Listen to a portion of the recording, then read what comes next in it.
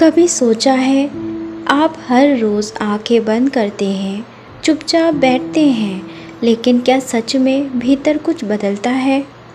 क्या वो ध्यान है या बस एक आदत बन गया है? क्या आप वाकई अपने भीतर उतर पा रहे हैं या बस बाहर की दुनिया से कुछ पल के लिए भाग रहे हैं? अगर आपने भी कभी ये सवाल खुद से पूछा है तो आज का अनुभव सिर्फ आपके लिए है, क्योंकि आज हम ऐसे 5 संकेतों की बात करेंगे जो ये साफ बताते हैं कि आप सच में सही ध्यान कर रहे हैं। पहला, मन शांत नहीं होता लेकिन आप रुकते हैं।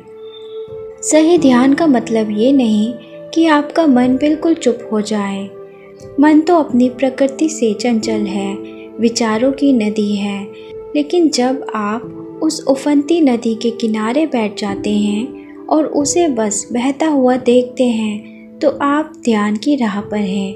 अगर आप विचार आए तो आए, मैं तो यही हूँ जैसी भावना से बैठे हैं, तो यह पहला और गहरा संकेत है कि आप सही ध्यान कर रहे हैं। दूसरा, समय का पता नहीं चलता। जब आप ध्यान में होते हैं तो घड़ी टिक टिक रुक जाती है। 10 मिनट के ध्यान भी 2 मिनट जैसा लगता है, या कभी कभी ऐसा लगता है कि जैसा पूरा ब्रह्मांड वहीं थम गया। यदि आपको समय की पकड़ ढीली लगने लगी है तो समझिए आप सतह से गहराई में जा चुके हैं। तीसरा, शरीर से दूरी महसूस होती है। ध्यान में एक क्षण ऐसा आता है जहां आप अपने शरीर को कम महसूस करने लगते हैं। आपके हाथ कहाँ हैं, पैर कैसे रखे हैं, इसका होश नहीं रहता। ऐसा लगता है कि जैसे आप शरीर से ऊपर उठ गए हो। ये अनुभव बताता है कि आप चेतना की ओर बढ़ रहे हैं। चौथा, भावनाएं धीरे धीरे हल्की होने लगती हैं। ध्यान का असली असर बाहर नहीं, भीतर होता है।